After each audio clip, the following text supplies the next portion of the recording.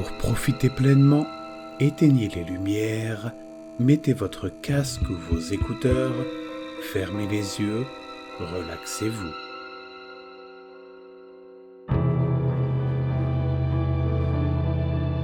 Hors du temps.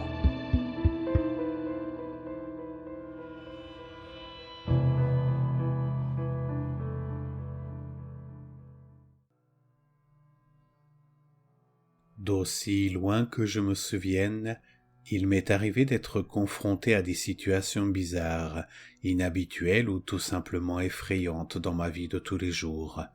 Ce n'est pas seulement moi. Plusieurs membres de ma famille ont partagé des histoires effrayantes avec les autres au fil des ans.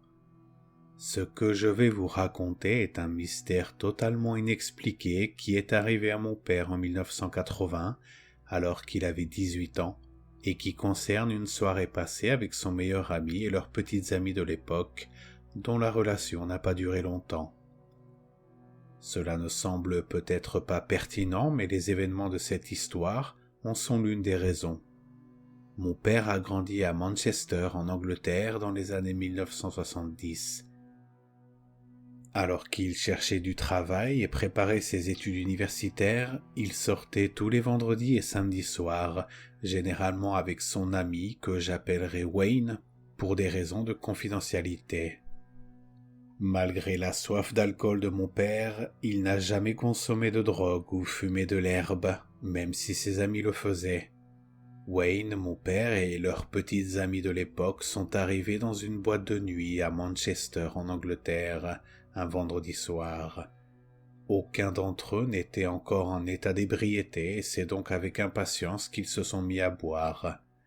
Mon père a payé la tournée de boissons, mais avant qu'il ne puisse en boire une gorgée, il avait très envie d'aller aux toilettes. Alors il a donné les boissons à son ami pendant qu'il allait aux toilettes. Le club n'était pas encore très fréquenté car il n'était que 23 heures et la file d'attente pour les toilettes était donc très réduite. Les agents de sécurité surveillaient les toxicomanes et les personnes qui s'endormaient ou qui étaient tout simplement trop ivres ou qui voulaient se battre dans les toilettes. Mon père a fait son affaire en quelques minutes et après s'être lavé les mains, il a ouvert la porte pour retourner sur la piste de danse, l'estomac noué. La dernière chanson de la soirée jouait. Cette chanson jouait tous les soirs où le club était ouvert aux célibataires. C'était le dernier appel. Mon père n'arrivait pas à comprendre ce qui se passait. Comment la dernière chanson de la soirée pouvait-elle jouer ? Il a demandé l'heure au barman et la montre de ce dernier indiquait 2 heures du matin. Stupéfait, mon père ne comprenait pas comment une pause de quelques minutes aux toilettes avait pu durer plus de 3 heures. Sa petite amie de l'époque l'a giflé violemment en l'accusant d'avoir quitté le club pour aller voir une autre fille. Même Wayne, l'ami de mon père, avait un sourire en coin, attendant avec impatience de savoir qui était cette fille. Mon père ne s'est pas amusé, et il était extrêmement en colère, ne comprenant pas ce qui se passait. Tout le club lui faisait-il une blague ?